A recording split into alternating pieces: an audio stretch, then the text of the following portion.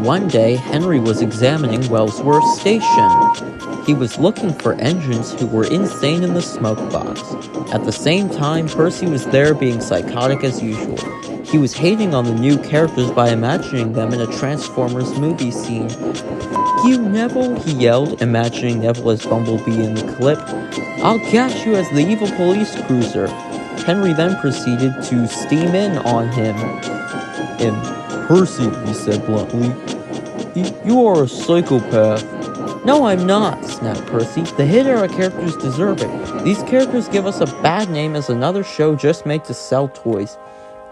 "Not all of them are nothing characters who exist to sell toys," retorted Henry. "Maybe you should try actually getting to know one of them. I hear you've got no work tomorrow, shockingly, due to the amount of new engines coming in.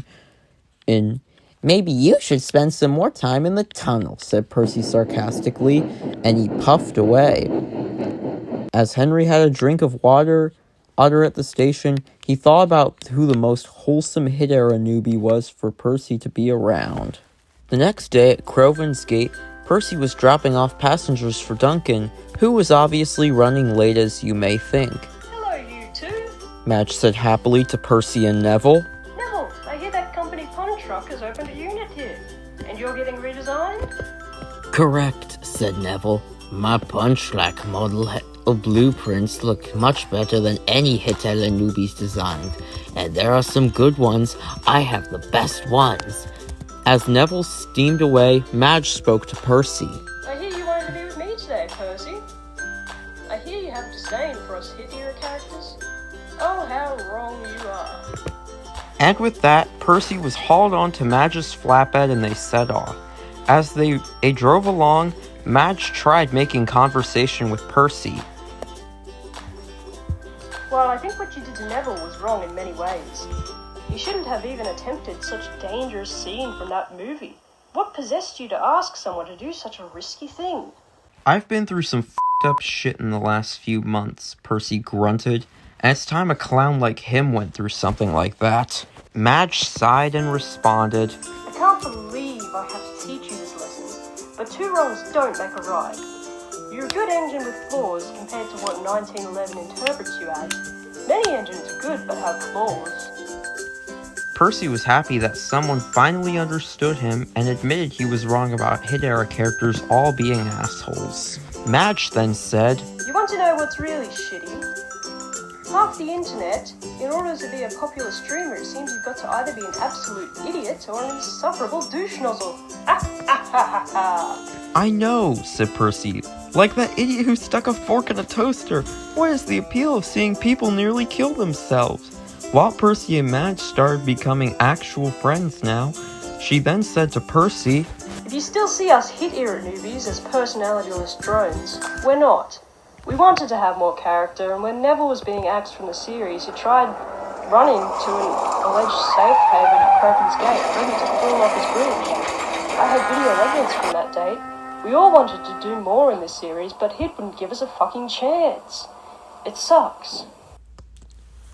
As they entered Harlem Heights and climbed down from the hill from the bridge, they parked outside the bank where James and Harvey had crashed, and soon they heard a robbery alarm and a robber came running out of the bank. He got into Madge, holding her driver at gunpoint, and they were off. "It's about to be a bumpy ride." As the police shot a tracking device onto Madge, they somehow got Caroline for the chase sequence. "Wake up, Caroline," they said to the car. "It's time you did something significant." Caroline was pissed off and rolled down the roads. Percy and Madge were driving down the main line. Caroline soon came up on the roads beside. "Pull over," she called. Madge and Percy couldn't do shit because they were under the driver's control. Oh, but Madge had an idea. Get ready for a bumpy ride, she warned. Her plan was that she was going to cause a crash to end the chase and get the driver caught. As they approached the tower windmill, Murdoch was pulling a goods train on the line in front of them. And as they sped up, Madge crashed into the back of Murdoch's train and went flying through the air, landing 10 feet away. Luckily, she and everyone inside were okay. Even better news, the police were smart this time and arrested the criminal, not Madge, her driver, or even Percy. Before long, Harvey and Rocky came to clear the mess.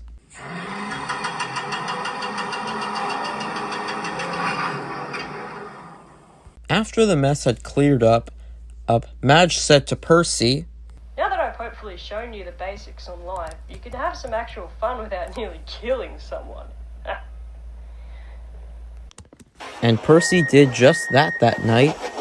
He crept up to Tidna's sheds and called to Thomas inside. Peep, peep, the ghost of Percy is back! I'll do anything for you, yelled Thomas. Go take the FBI train instead of me, yelled Percy. I will kill someone if I do. Thomas believed this, not knowing that Percy had reformed, and set off into the night to do his work. Percy meant no harm by doing this to Thomas. He just took what Madge said about being able to have fun with not killing someone a little bit too literally. The next morning, Toby agreed to help carry out the joke with Percy a little bit more. He knew Percy was taking what Madge said to heart. Thomas crept into Knapford Station still traumatized, and Toby asked him, "Oh, has Percy's ghost come back to get you?" "No," said Thomas. "I refuse to believe Percy's a demon. This isn't the gun versus gun origin story, so piss off." And he steamed away quickly. Percy was having fun even after being reformed by Madge, and even though he has a bit of a drug addiction, he's not a blunt psychopath anymore.